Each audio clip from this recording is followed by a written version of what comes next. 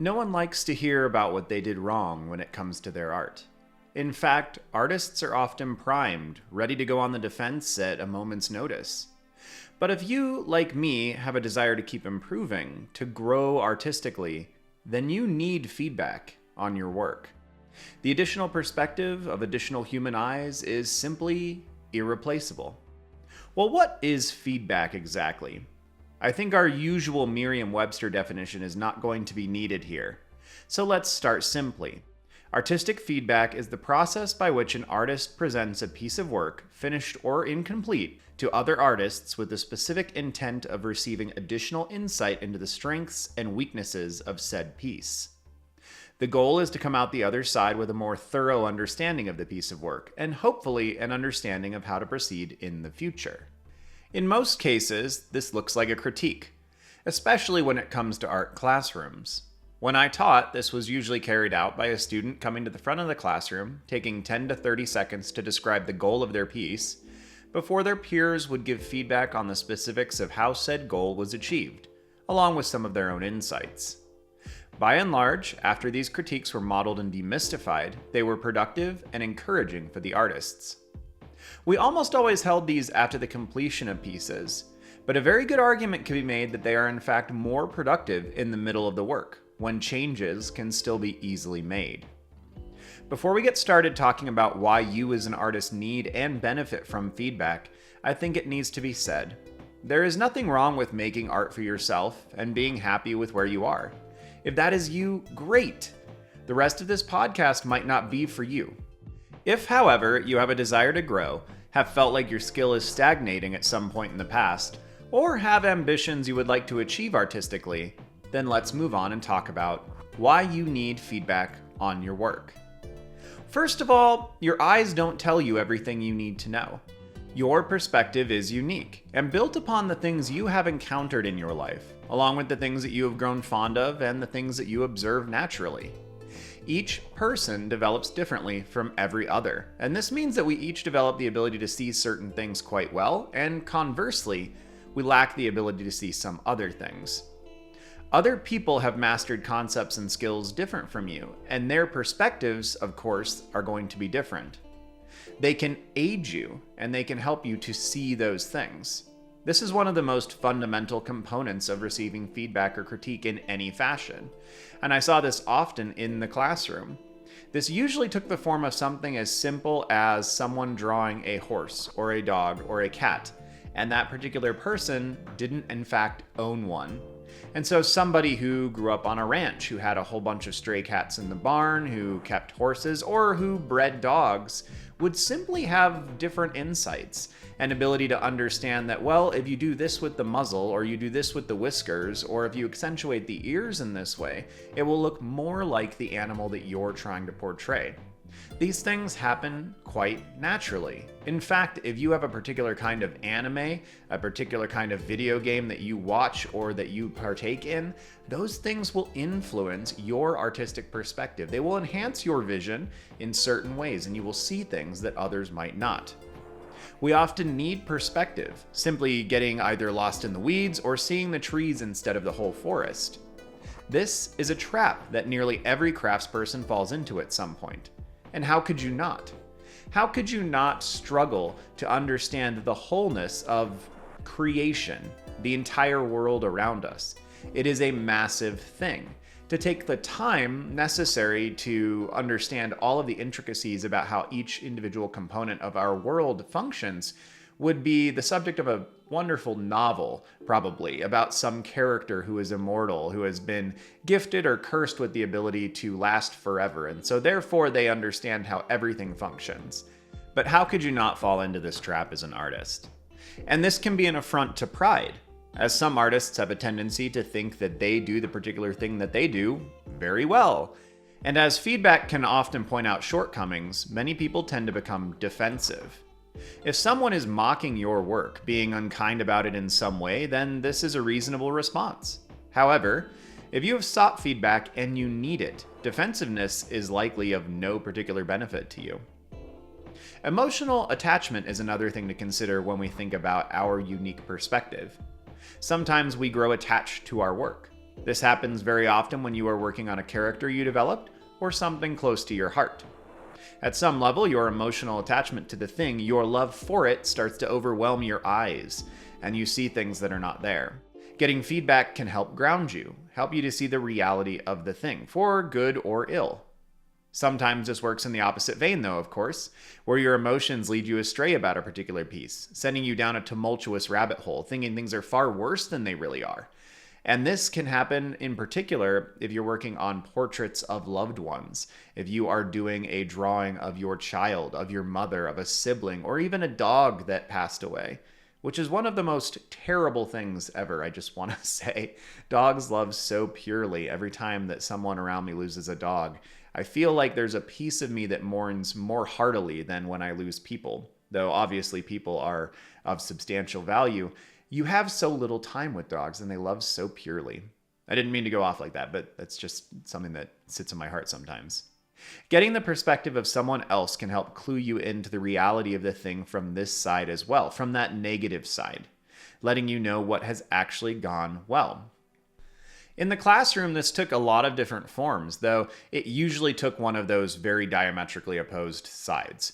Usually kids would get up there and they weren't always kids, but a lot of times they were. They would get up in front of the class and they would either think that their piece was amazing or that they think that their piece was terrible, which is so funny, but that's such an artist thing to do, to have no middle ground.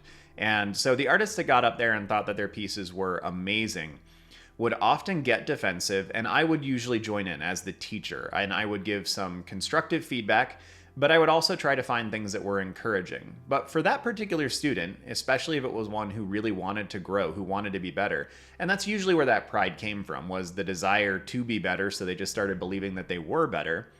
I would often have to get in there because the authority was the thing that would help them to see that, oh, there is actually some reality to what people are saying. I do need to improve in these areas if I want to keep going forward.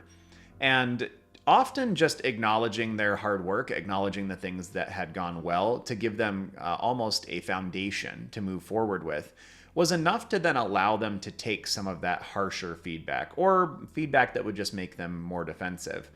At the end of the day, my goal as a teacher in an art classroom, especially for high school students, was always to help each of them reach their individual goals. And at that point in life, for most of the students, it was simply to get better. Sometimes they knew exactly what that meant, get better for this purpose or get better in this capacity. But most of the time it was just a loose, I want to get better. However, for the other students who got up there who felt like they were out of their depth, they were not doing a good job, their piece was terrible, those ones were actually easier because the students, by and large, were very kind. And they would give good, kind feedback. Even when the piece would get up there and it was pretty bad, people would find good things to say, kind things to say about the piece. And that was often massively encouraging for those students who would hop up and felt like they had nothing to contribute. And very seldom, was there a student who actually had a terrible piece. Generally, in my experience, any student who put in the time and who actually listened to instruction and feedback from their peers would improve. And you don't have to improve that far artistically before things start becoming fun and before you can represent things in a pretty decent way. But those students who really felt like they had done a terrible job, being able to encourage them and give them feedback was one of the most rewarding things, because those kids then immediately felt excited to jump into the next thing. It's easier, I think, a lot of times when you start from a perspective of, I'm not very good at this, rather than when you start from a perspective of, I'm pretty awesome, because inevitably you have to learn the opposite side of that story. And it's easier to learn that you are better than you thought than to learn that as awesome as you thought you were, you still have substantial growth to undertake. The next reason that you as an artist need feedback is that the feedback tells you what to focus on. This is a good point to follow, talking about how our eyes and emotions affect things. Feedback, especially if it is coming from several different sources, can help you hone in on the specific things that you need to focus on, and often the things that you want to focus on, because these become obscured over time. When you look at your own work, you likely see far more issues than the casual observer does. This can be overwhelming, understandably. When it feels like 7 out of 10 things are wrong, how can you possibly know what to focus on next? Yet, Feedback, helpful critique, will point out the most important things. Are the eyebrows really that important if the expression isn't working yet? Is the shape of the moon important if the trees look like lightning-struck umbrellas? I find this works best for me when it comes to studies. When I am working on learning how to draw something new, trees, mountains, whatever it might be, I can often be overwhelmed trying to understand the treeness of trees. In some sense, I search for the platonic idea of a thing, to understand why a tree looks like a tree, and I frequently get lost in the search. A single helpful friend can easily help me find my way, pointing to what I have already been struggling with, or even just pointing out the one thing in my piece that makes the least sense, cueing me into the single most important thing in that moment. In a lot of ways, from this angle, feedback helps you sort through the mists of anxiety, focusing your intention on a single thing, and usually the most important thing at that moment. Anytime you try to take on something new artistically, it is a difficult endeavor, and I find that this happens for many people in one particular topic: anatomy.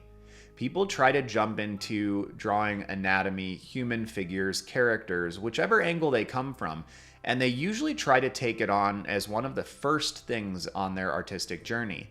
And this is probably a mistake. I hesitate to say that it's ubiquitously a mistake because very few things are artistically. But anatomy is a loose topic, and this is what I mean. People will often decide that anatomy or figural studies is what they want to focus on when they want to draw characters. They want to draw people for their book, for their D&D campaign. They want to just draw their own versions of comic or anime characters. But the thing is that realm is so incredibly massive that people can just get lost in the weeds. If you really try to imbibe all of anatomical drawing, you are looking at it from an almost medical perspective. You're looking at movement and gestural studies and dancers. You're looking at shape language. You're looking at expressions. If you don't simplify that, it is incredibly overwhelming. And that's why feedback can be such a beneficial thing. If your goal with a particular scene, you're trying to draw this figure in a scene, is to communicate something emotional, that this character is just terribly, terribly sad or surprised or exuberantly happy, there are a lot of things that don't particularly matter. Whether the muscle structure is perfect does not matter. Whether the background is correct does not matter. Whether the hair lays entirely perfectly is irrelevant to whether the piece works or not. And feedback can help you hone in on those individual things. I have certainly run into this with many students over the years, but I've also run into this with my own work. I tend to think of the 100 disparate elements in a piece and try to wrap my head around all of them simultaneously, and it's not particularly helpful and it's not necessary. The next thing that feedback can do for us is to help us know what we're doing well with. This is an important point, I think, to follow the prior ones.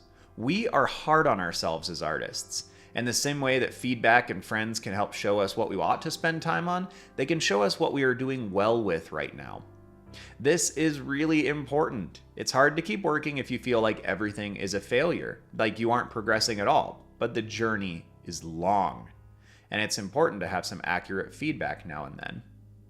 On our Discord server, a huge portion of what we do is simply show off whatever we are working on. There are several sections of the server specifically dedicated to presenting work for people to simply view it and say something encouraging. For the people who need it, just hearing "good job" or "that's so cool" can be like a drowning person receiving a life preserver. We are not all the same, and while some of us see the good in our work, others struggle mightily to even think that they might have the right to keep working. Encourage those around you and allow yourself to be encouraged. You are important. I've mentioned this a bunch of times over the course of the last year on the podcasts and videos, but your feelings and thoughts are valid, and you are as well as an artist, as a human being. You have the right to be encouraged. I don't know if you need to hear it, but if you do, this is you hearing it, that your perspective is important. It is valid, and your artistic work needs to come into existence. For some people, the act of receiving feedback can be really good for humility. This applies to fewer artists than everything else I've mentioned so far, but it applies to some for sure. If you excel at something, it can often be of great benefit to you to find your areas of weakness, to remember that you are in fact human and come back to earth. I've had this many times with many different things in my life.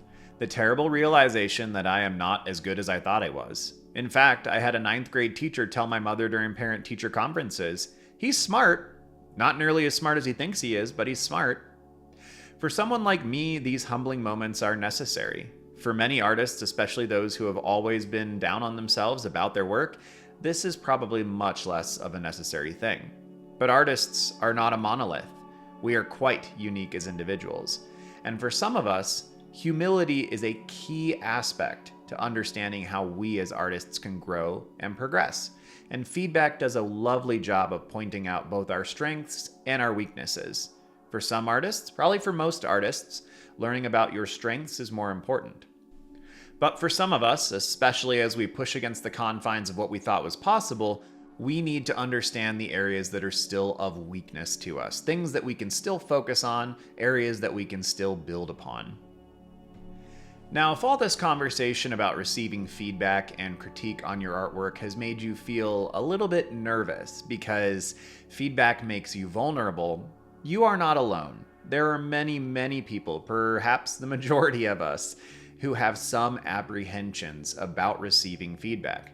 So I'd like to take a little bit of this podcast today and talk about that, the apprehensions about feedback, where they come from, and perhaps how we might be able to think about them in a more constructive way.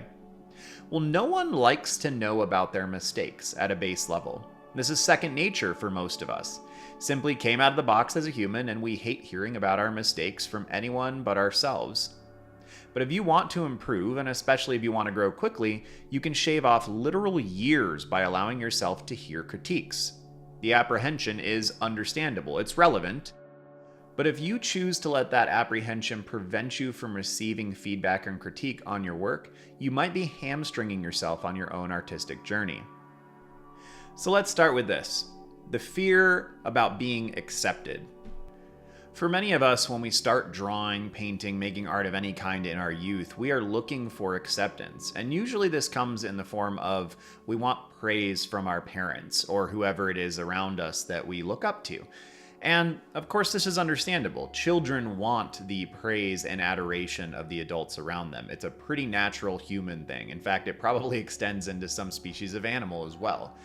But in particular, as we get older, that fear can keep us from doing anything that we think might put us outside of that realm. And this happens to a lot of kids, unfortunately. This happens to a lot of kids who put time into art, who draw their favorite cartoon characters, and their parents just simply don't get it. And in some insidious forms, the parents actually discourage it. I know that there is a pain that occurs in a young child. When you draw something, you show it to somebody that you love, and they simply don't understand it. It's simply, maybe they don't understand the character. You're showing them something from a particular anime or manga, they don't recognize the character, and you're heartbroken. That is a little childish, but understandable, right? When you are a young human, your mindset is pretty insular, and so it's really easy to assume that everyone else around you has all the knowledge that you do. But as you get older, it becomes a little bit more detrimental because you can run into situations where your parents might, if they still encourage your art in any capacity, they might go, well, why are you bothering to draw anime characters? Like, if you really want to do anything with this art, you really ought to focus on still lifes. You ought to focus on portraiture, on landscapes, and on animals. Things like that are more productive and maybe actually sell and actually could have a career linked to them. There is a distinct desire in many artists to have art that is accepted by the masses. And for most of us, the masses start at home. I know a lot of artists that I taught over the years, and some now that are my age, that really enjoyed a particular path when it came to their work in high school or in college. And they strayed from it because the people around them didn't support it. They started doing framing, they started doing prints, they started doing calligraphic work, they started doing something that was outside of what they wanted to do originally because it's what their parents felt good about. This happens, of course, very frequently when kids have a desire to study history and their parents are like, no, go do something with law. Or they want to be a teacher and their parents are like, no, you've got science skills, like go work in a scientific field. Those pressures have probably existed as long as parents have existed, which, if you're catching a little bit of the sarcasm there, means since the dawn of time. But those things occur maybe more strongly for artists. because so much emotion is linked in what we're doing. We have this need and this desire to be accepted, to have our work accepted and understood, and that can push us away from any situation where we would receive feedback. So you can imagine if this is you, if this is a particular person that is struggling with this thing, then getting into an artistic community, whether it's a class, a Discord community, or something similar, it's going to be really scary to start receiving feedback on your work. So I think that one of the best things that you can do is understand that you are not alone in this, that there are a lot of other people in that particular situation, that class, that environment, who probably have the same damage that you do. And so those other people are in the same situation. Sometimes just knowing that you are not alone, and that is a really beneficial thing to knowing how to move forward. And to understand that really at the base level, you have to accept your own artwork first. You can't really depend on finding your artistic identity in how other people are giving you that feedback. If you like drawing the thing that you like drawing, that's fine. And I mean, if you're trying to work professionally, you're probably going to have to draw things that clients actually want. But if you're just working on art for yourself, which is the vast majority of us, if you like it, that's fine. And if it's not hurting anybody or detrimental to society, then that's fine. So you don't necessarily need the acceptance of everyone else. And though that's a hard thing to just say and be like, yes, I now have this epiphany and don't need the feedback and authentication that comes from other people feeling like I did a good job. Start working down that path, perhaps. And try to realize that if you enjoy working on that art, that might be enough of a reason to validate its existence right there, and you might not even need anything else.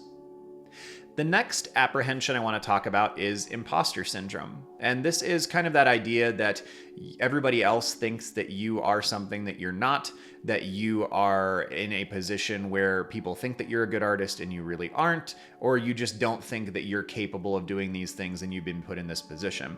This seems to be pretty common these days, and I think it probably always has been, but it hasn't necessarily had a predominant term that's been used.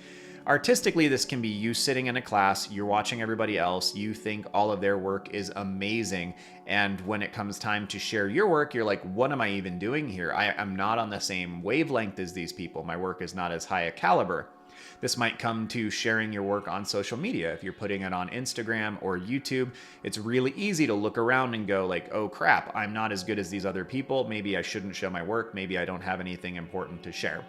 There was a little bit of that happened with me when I started making videos. It's like I didn't know how to do any of the video editing. I hadn't done it in 20 years. My artwork was not on par with a lot of other people. I mean, I'm thinking of that right now, even as I'm watching this visual in the background take place while I am recording the voiceover for it. And like, this drawing is not particularly good. This drawing being good or not is not really the point of the podcast, though, so I can kind of distance myself in some capacity. But I have this too, and I think most artists do, most creatives do, because they're able to see all these wonderful things in everyone else, and they often struggle to see them in themselves. So you might struggle with this. This might be the reason why you push back on receiving feedback, because you feel like an imposter. You feel like they have feedback to give me, I don't have any to give them, or maybe I don't even belong in this situation. I'm just not even good enough. Again, try to realize that many people have this same outlook. You are not the only one who's sitting there feeling like you are an imposter or you're not as good as everyone else. Most artists have an element of this, unless they really take that prideful angle and feel like they're better than they are. But I think that's probably 10 or 15% of artists. Most artists sit in this camp of, I'm no good, I'm not as good as everyone else around me. And I just have to say that it's not true. Try to understand and take the feedback of other people when they tell you kind things about your work. Hold on to those nuggets with the same vehemence that you hold on to anything discouraging that someone says. Anytime somebody says something bad about my artwork or your artwork, we have a tendency to hold on to that and just believe that is cardinal truth. Try doing the same thing with the good things you get from people. When people tell you, like, that's really cute, it's beautiful, I really enjoyed that. Try holding on to that memory with the same intensity you hold on to the negative things other people have said or you have thought about your work. Because, truth be told, they're probably of the same weight. I know that psychologically we hold on to the one far more intensely than the other, and there are some survival mechanisms for why that happens, but you don't need to. You don't need to hold on to that with the same vehemence that you hold on to everything else.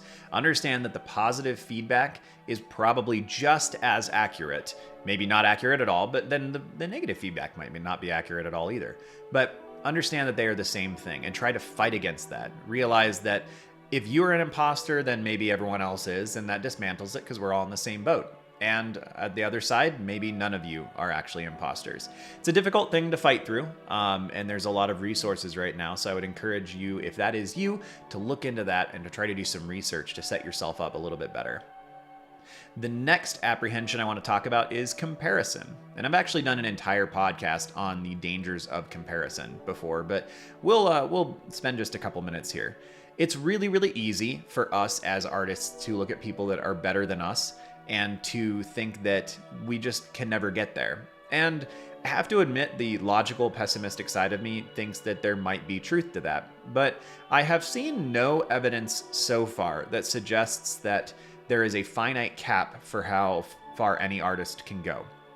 And that seems an odd thing to say, but I have never witnessed an artist who has continued to put time into trying to grow and get better who has stopped improving. I spent 11 years in the public schools. I taught thousands of different students, and I never watched a student hit a point where they capped out.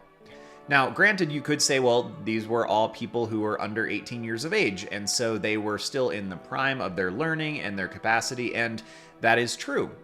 I also have a lot of people in my life who are far older than that, myself included, who, as long as they have continued to practice and to actually put time into growth, have ever stopped growing. And so I don't think that there is any reason to assume that as long as your brain is working functionally and your hands are allowing you to actually make marks on canvases and paper, that you have reached the pinnacle of what you are capable of.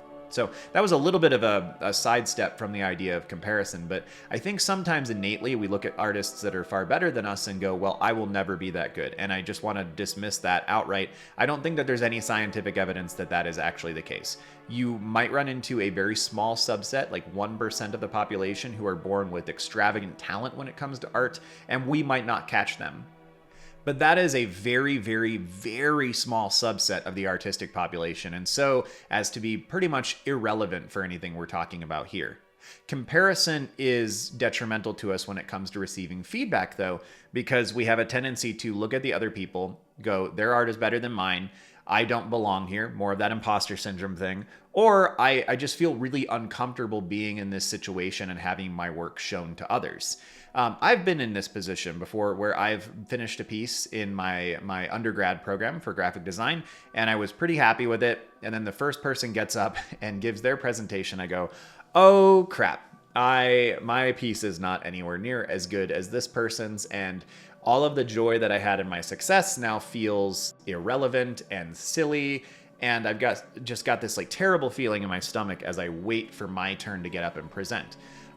That's giving into the negative sides of comparison. There's no benefit to me in that scenario to holding on to that. I should just dismiss it outright, though that's hard to do with human emotions and things like that. But comparison can obviously create some apprehension about receiving feedback. If you're looking around and being like, I'm just not as good as these other people, it can make it much, much harder to give into that. So realize that every other artist is likely doing this, that we have a tendency as a group to compare our work to itself, to compare our work to others.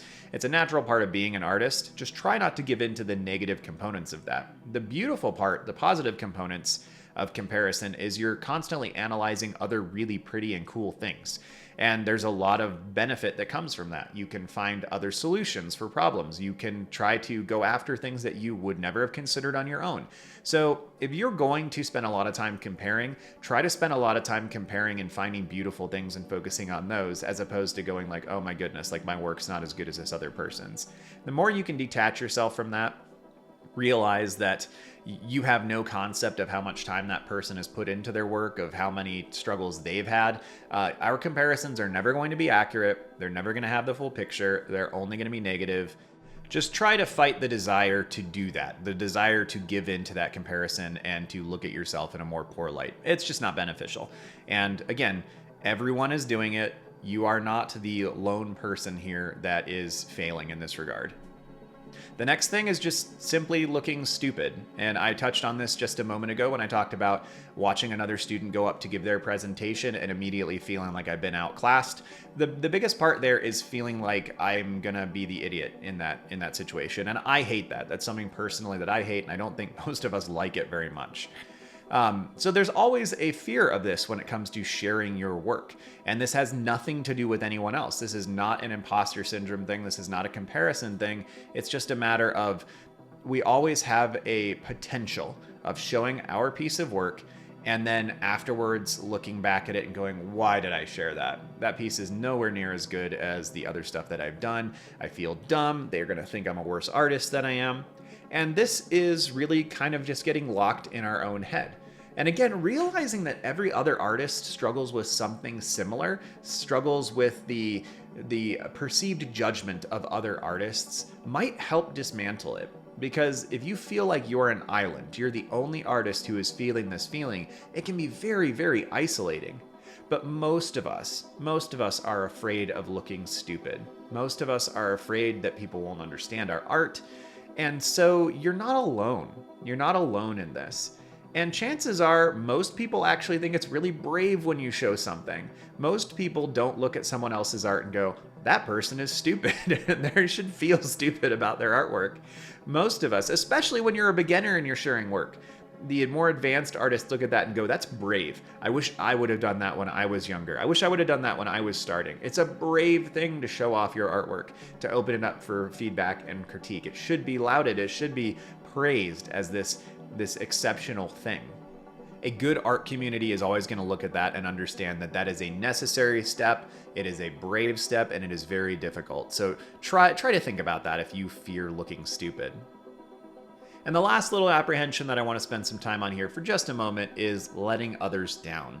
This is unique because this is not going to occur to all artists, but let's say that your parents were artists. Let's say that you have someone in your life who trained you. Let's say that you have some expectation that's been set upon you by others.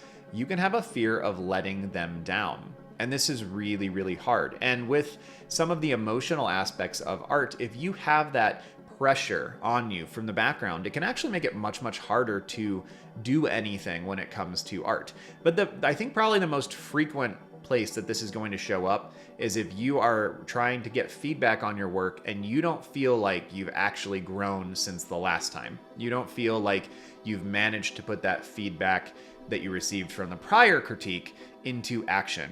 And this can make you feel a little bit crappy. It can make you feel like maybe you're letting down that instructor. You're letting down the people who've been giving you feedback.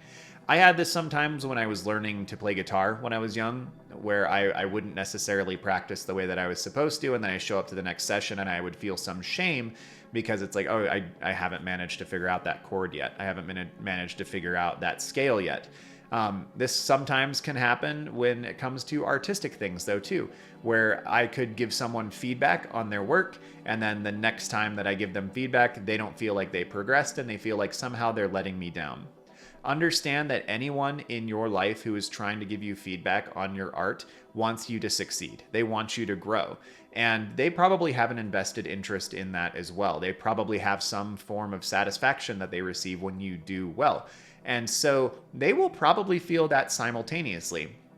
If you are not growing, if the feedback wasn't applicable enough that you could grow from it last time, they probably feel the same thing, like they're letting you down. So just be cautious with this. It doesn't serve a whole lot of a purpose, and it's just going to make your life a little bit more difficult when it comes to art making. But it is a relevant feeling. It's just one that if it's not particularly evident in that situation, I would encourage you to take another look at it, to really dissect it and pull it apart. All right, let's move on to overcoming the fear of critique and feedback. Let's talk about some solutions. Focus on purpose. The purpose of feedback is to get your marching orders for moving forward. The purpose of this is not necessarily to make you feel comfortable or feel good about yourself. Honestly, it's about helping you know what you can do and what you need to do in order to improve. Sometimes the feedback will feel bad. It will make you uncomfortable. But good feedback will always set you up for what you need to improve and what you can do to do better. There's a specific feeling that comes from being successful in a thing. I had a boss a long time ago that said that one of his biggest goals when he was teaching students who struggled with a particular topic was to set them up with a situation where they could feel success, taste what that felt like, and then that would be enough encouragement for most students to have a desire to continue moving forward. So focus on the actual purpose. Understand that the feedback, if it feels a little bit harsh, or if it feels like, ouch, that hurt because I thought I'd done that part well, the purpose of it is to help you get better. It's not a personal attack if it's done well. Ask for specific things as opposed to just throwing it out there. This might be the most crucial thing when you're trying to get feedback on your work. If you throw out a piece of work, a drawing, and you just say like, critique this, that makes it really, really difficult and honestly more stressful for the other people who are receiving that request. If you actually ask for specific things, if you say like, this is my figure drawing, I'm not satisfied with the gestural components of it. That gives the critiquers something specific to focus on, and it makes it a little bit easier. Now, you might get some of them who will stray from that, who will give you other feedback, and that's probably fine. But if you throw out your work for feedback and you just say, hey, critique this, it makes it really, really difficult for you to get what you need, and it makes it really difficult for the critiquers and sometimes anxiety-ridden for them to try to give you feedback on the specific things. So when you are seeking feedback or critique, be very specific. I am working on lighting here. I am working on facial expressions. I am working on composition and composition and composition because it's such a struggle for me. But focus on that specific thing. Now, if you are critiquing someone's work, think about this too. Simply telling someone that you like it is just not going to help them at all. So think about specific things that you can tell them. And if you want to be encouraging, if you're looking at a piece of work, whether it's really good or it's really struggling, try to find some positive things, but don't just say, I like it. It's pretty. It's cute. It's not beneficial to the artist. It's almost like a piece of candy. It's not nourishing to them. It might taste good in that moment, but it's not nourishing. So try to focus on some specifics. I really like the interplay of these two colors. I really like how that expression makes this mysterious because everyone else is so solemn, and yet she's got this sly smile in this scene, and that just makes me intrigued about what's actually going on. So focus on those kinds of feedbacks, very, very specific things when you're asking or when you're giving. If you feel like feedback and critique is a little mysterious and it's this enigmatic, scary thing, try to demystify it by giving others feedback. That might make it easier for you to receive it in the future and ask for it because you'll have some relationship with it. Often new things can freak us out because they are new, they are unknown, and getting involved in it can help you out a ton. If you are fearful about receiving feedback, try very kindly to give it in a safe environment. You will immediately begin to demystify it and make it something that's more normal, something that you can wrap your head around. I also want to throw out here, don't let people be jerks. Hopefully you won't encounter this, but humans are humans, and sometimes even a great person has a bad moment. The best thing here is often to just call it out for what it is, without any emotion. If you are in class, this will usually stop it cold, but even if you find yourself on a Discord server and someone is being unkind in their feedback, simply calling it out will often stop them in their tracks. I think most of the time a person means well and simply articulates poorly. Sometimes people are just mean, and the best thing to do here is to disengage. Now, all this talk about feedback, its benefits, why you need it, how to overcome your apprehensions about it, where do you go to receive feedback? And this is a difficult question to answer depending on where you are in life. If you are young, if you are still of school age, all the way up through college, this is going to be a lot easier because they have built-in communities that do these kinds of things. So let's start with that. Let's start with classes. If you are in high school, I'm going to assume, middle school and high school are going to kind of take the same stage here, but high school is a little bit more serious. If you're in high school and you want to start receiving feedback on your work, there's a good chance that there are going to be some art clubs, depending on how large your school is. Even if there's not, there's probably going to be art classes. And if there isn't, then my condolences. I did go to a middle school with no art classes, but for high school, I had a plethora of them that I had access to. And these art classes will usually be structured in a way where students are given a project, they are given a lot of time to work on that project, and then often that is followed by critiques. Even if the teacher doesn't formalize that process, you will find yourself in a room with a whole bunch of people who are making art, usually in a similar fashion, and many of those people are going to be totally fine giving you feedback on your work. You're just going to have to ask for it. Unless, of course, the teacher has critiques as a scheduled part of the class, which they probably should.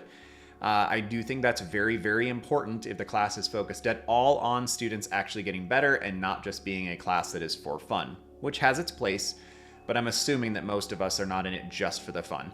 We also want to get better and have more fun because more better equals more fun, of course, and obviously. But you're in a situation where you have the ability to receive that feedback because there are people who are doing similar things. Now, you don't want to be the kind of person who is always asking for feedback and is not actually building the relationships with everyone there. That's a huge part of what allows this community to function, is actually becoming part of that community. So just make sure that you are balancing that you're giving them good feedback on theirs when they ask. You're not giving them any if they don't ask, most likely. And you're not asking for feedback on your work to the detriment of any of the relationships. If you are in college or community college, you have a much higher likelihood of this just being an inbuilt component of the classes. I don't think I had a single class in college that was devoid of critique. Some of those critiques weren't full class. They were just the teacher would pull each student aside and would spend a little bit of time giving them feedback and critique on their work. That's just a natural part of the environment. And even in the high school situation, that's going to occur. The teacher is going to give you a grade, and that grade is feedback. And if that's all you're getting from the teacher, that's awful, but you should go ask for, explanations of why you got the grade, and therefore you'll get your feedback. Why did this portrait get this grade? Well, here's the 6 things that you need to work on. Feedback, done, move on. But if you're in college, this is going to be a far more integral component, usually because the teachers have a lot of history in that realm. They probably went to art schools themselves, and honestly, they often have a lot of ego. And that ego will often lead to, if you're going to come out of this classroom, then you're going to represent me well. Or it's going to be taking pride in what they're doing and taking it really seriously and focusing on their students actually improving and growing. One has a little bit more negative slant to it, but they're both beneficial to you as an artist. If you're taking classes online, then sometimes you can receive feedback through these as well. Sometimes this means that you have to pay a little bit of extra to actually get the feedback section, but sometimes not. A couple courses I've taken have actually had associated Discord servers that we could post things to. So it wasn't a server in like a community sense, as much as it was, this is a realm for you to receive feedback from the other artists and not necessarily from the teacher themselves. But it's been really beneficial to me in that capacity. And so if you're looking for art classes online, I would look into those kinds of things, seeing if there's some kind of inbuilt community for receiving feedback. Feedback is really important. The last one here is just local classes and things like that, where there are frequently, if you live in any city of size or a city that's large enough that it has a college in it, there are probably art classes that you can take without actually being a student. You can just go and sign up for them and take them. And again, those are probably going to be situations where it's harder to receive feedback on your work without asking for it specifically, because there's going to probably be some apprehension, like we've talked about earlier, from all of the other people involved. And so they are probably going to be a little bit more trepidatious about it there. But that's okay. That's not a terrible thing. And that is a situation that you can put yourself in where you can actually ask for additional feedback on your work. All right, what about art communities? Community is good. Community is good for you. It provides accountability, it provides excitement and motivation, and it creates a context within which you can grow.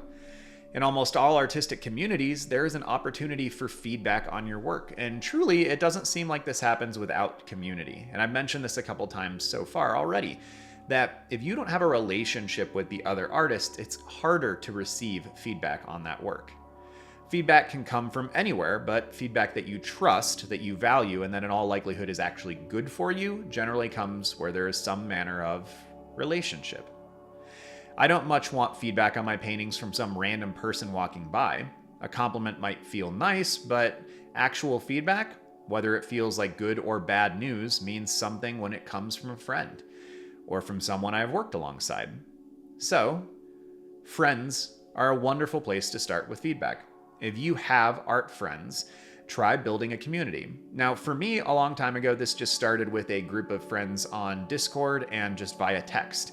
I knew all of us were working on our individual projects, and so every once in a while I'll just text them and go, hey, what are you working on? Here's what I'm working on. What do you think? And building that start where it was just sharing the work was pretty easy. After sharing it for a while, it became easier to go, I'm struggling with this aspect. Can you help me? And people were very willing to help. And I can't say for certain that that only comes because we had talked a lot beforehand, we had the community, but I would assume that the reason that they were willing to help in that capacity was because we had already built up some relationship prior, and it wasn't just this random out of nowhere ask.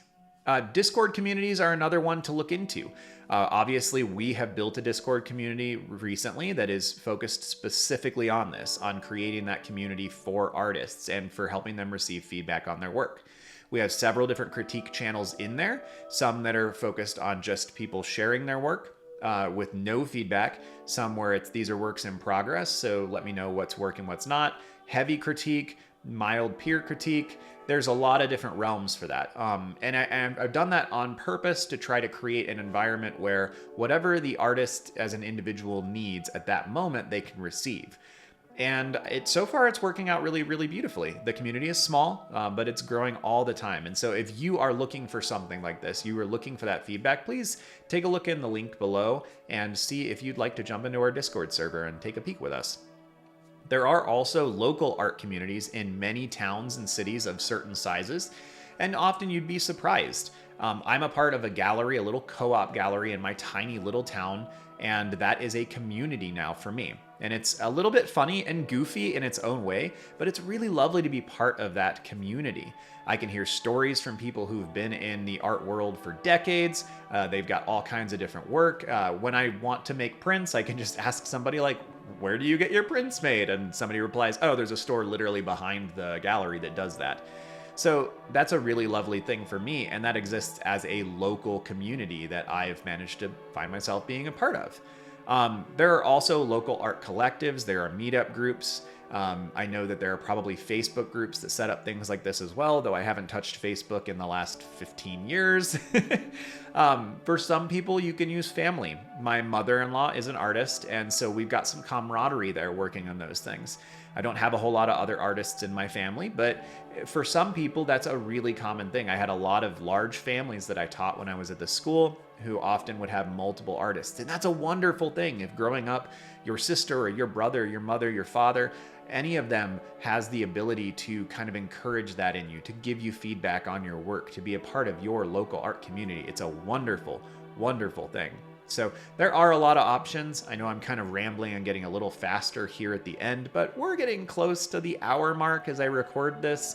And in reality, if you are young, you've got the attachments at school. If you're a little older, something like a Discord community or a local community might be good. There always is going to be a little bit of stress involved in getting into those. But I've found in my life that most good things carry some amount of anxiety or stress prior. And it doesn't get easier, you just get better at dealing with it. At least that's been my perspective.